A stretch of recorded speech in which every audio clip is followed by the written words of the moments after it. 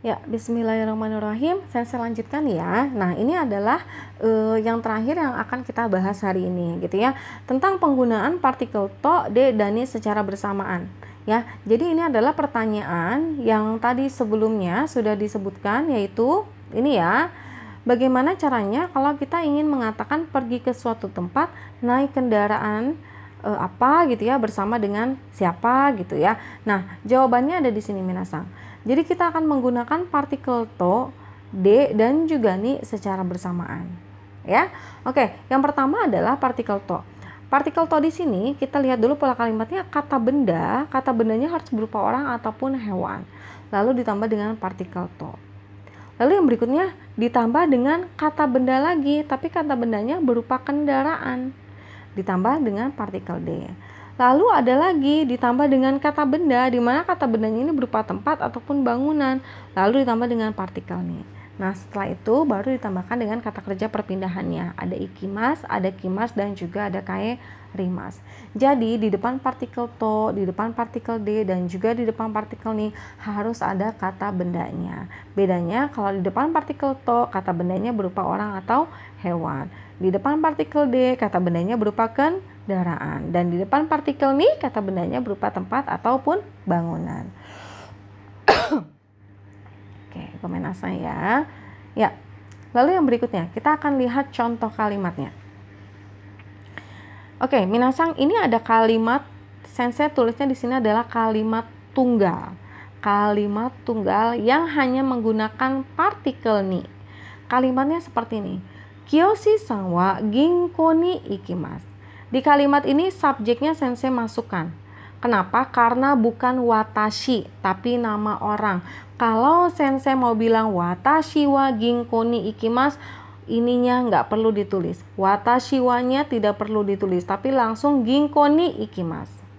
Ya, nah karena subjeknya yang jadi topik pembicaranya adalah Kiyoshi, nama orang, berarti dia harus ditulis ya. Kalimatnya Kiyoshi-san wa ginko ni ikimasu. Kiyoshi-san wa ginko ni ikimasu. Apa sih artinya? Kiyoshi-san artinya adalah Kiyoshi atau saudara Kiyoshi. Ginko artinya adalah bank, dan ikimasu artinya adalah pergi. Kalau diterjemahkan, terjemahkan dulu sampai partikel wa ya. Jadi Kiyoshi-san wa Kiyoshi ginko ni ikimasu. Pergi ke bank. Kiyoshi-san wa Kiyoshi ginko ni ikimasu. Pergi ke bank. Nah, itu adalah contoh kalimat tunggalnya. Kiyoshi pergi ke bank. Nah, sekarang kita akan membuat kalimat dengan menggabungkan partikel de dan juga partikel ni. Ingat, di depan partikel D ada kata benda berupa kendaraan. Di depan partikel ni ada kata benda berupa tempat. Nah, minasang sensei sudah berikan ilustrasi gambarnya supaya minasang tetap ingat terus ya. Yang pertama ada orang. Nah, ini adalah subjeknya, yaitu tadi Kiyoshi. Karena subjeknya adalah orang gitu ya, maka kita tambahkan dengan menggunakan partikel wa di belakangnya.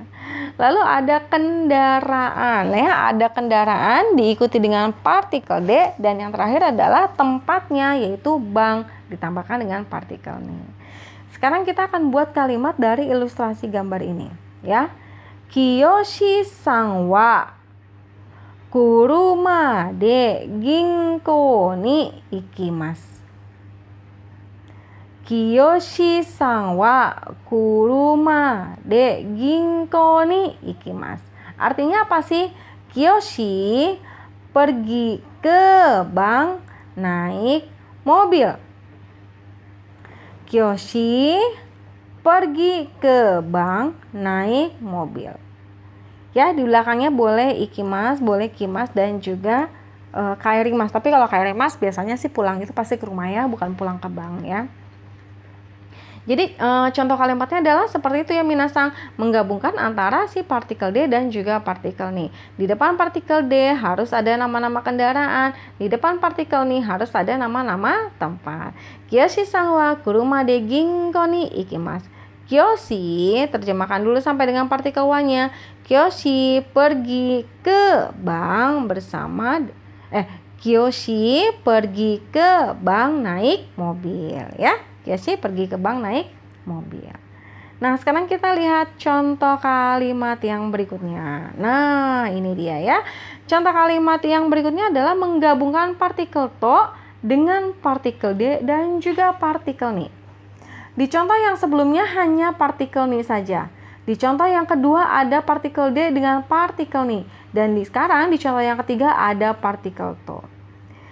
Kata benda ini yang diletakkan di depan partikel to harus berupa nama-nama orang. Harus berupa nama-nama orang. Kata benda yang ini yang di depan partikel D harus dengan nama-nama kendaraan. Dan kata benda yang ketiga di depan partikel ini harus nama-nama tempat ya, minasang ya. Nah, sekarang kita akan lihat dulu ilustrasi gambarnya. Di sini ada watashi, ada kyoshi, saya. Di sini ada kyoshi sebagai subjeknya, ditambah dengan partikel wa. Lalu di sini ada orang. Siapa ini orangnya? Kita anggap di sini namanya adalah keinara, ditambah dengan partikel to. Lalu ada mobil, ditambah dengan partikel d. Lalu ada banknya, ditambah partikel ni. Dari sini kalian bisa lihat, oh kalau ada partikel nih harus nama-nama tempat, nama-nama bangunan. Oh kalau ada partikel D harus nama-nama kendaraan. Oh kalau ada partikel to harus nama-nama orang. Kira-kira seperti itu ya. Jadi semoga ilustrasi ini bisa kalian ingat terus ya.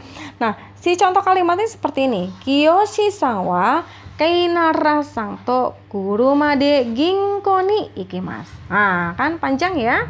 Oke. Nggak usah takut, kita baca dulu sama-sama ya. Kiyoshi-san wa keinara-san to, minasang gomen, ini kurang huruf na ya. Keinara-san to kuruma de ginko ni ikimasu. Atau cara membaca lebih cepatnya adalah Kiyoshi-san wa keinara-san to kuruma de ginko ni ikimasu ya. Kita terjemahkan sama-sama.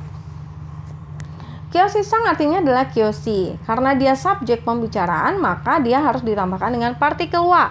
Dan nanti ketika kita menerjemahkan, ini dulu yang diterjemahkan. Lalu ada keinara-san. Keinara-san ini adalah pendampingnya, berupa orang ya, namanya keinara. Lalu diikuti dengan partikel to yang menyatakan pendamping, yaitu orang ataupun hewan. Segiwa ada kuruma. Ini apa? Ini kuruma. Kuruma di sini artinya adalah mobil. Diikuti oleh partikel D ya, diikuti oleh partikel D. Dan yang terakhir ada ginko. Ginko ini ya, ginko ini artinya adalah bank. Diikuti oleh partikel ni yang menunjukkan tempat atau tujuan ataupun arah. Dan yang terakhir adalah kata kerja perpindahannya. Sekarang kalau kita ingin terjemahkan kalimat ini, maka kalimatnya Kiyoshi-san wa Kiyoshi keinara-san to kuruma de ginko ni ikimasu. Kita langsung tarik dari belakang ke depan. Kiyoshi pergi ke bank naik mobil bersama dengan keinara. Bisa? Kiyoshi-san wa Kiyoshi pergi ke bank naik mobil bersama dengan keinara ya. Kiyoshi-san wa keinara-san to kuruma de ginko ni ikimasu. Kiyoshi pergi ke bank naik mobil bersama keinara ya. Oke, minasang. Banyak ya, itu tadi beberapa contoh kalimat yang kita pelajari hari ini. Alhamdulillah, Masya Allah, banyak dan sangat banyak ya. Ada kata kerja perpindahan ya, kita sudah pelajari ini. Kata kerja perpindahan ada ikimas, kimas, dan juga kairimas. Lalu ada kata kerja perpindahan yang ditambah dengan partikel nih, dan juga kata tanyanya kita sudah pelajari. Lalu ada kata kerja perpindahan yang ditambah dengan partikel D, dan juga kata tanyanya yang sudah kita pelajari. Dan terakhir adalah kata kerja perpindahan dengan partikel to, dan kata tanyanya pun sudah kita pelajari. Hingga yang terakhir tadi ada gabungan dari ketiga partikel yang kita pelajari, yaitu kata kerja perpindahan ditambah dengan partikel to, ditambah dengan partikel D, dan juga ditambah dengan partikel ni. Masya Allah, banyaknya ya, banyak sekali. Semoga minasang tetap bisa menerima dan gak bikin kepalanya jadi ngebul ya. Oke minasang, semoga minasang semua bisa memahami Nah, kalau dari materi dan juga penjelasan-penjelasan yang tadi Sensei berikan masih ada yang belum dipahami, atau misalnya Sensei tadi agak belibet-belibet sedikit, minasang gomenasai ya, karena banyak iklan ini gitu ya, ada suara motor dan yang lain-lainnya, minasang Sensei minta maaf. Silakan minasang langsung tanyakan ya di forum diskusi supaya nanti Sensei bisa jelaskan kembali materi-materi yang kalian belum paham itu yang mana ya.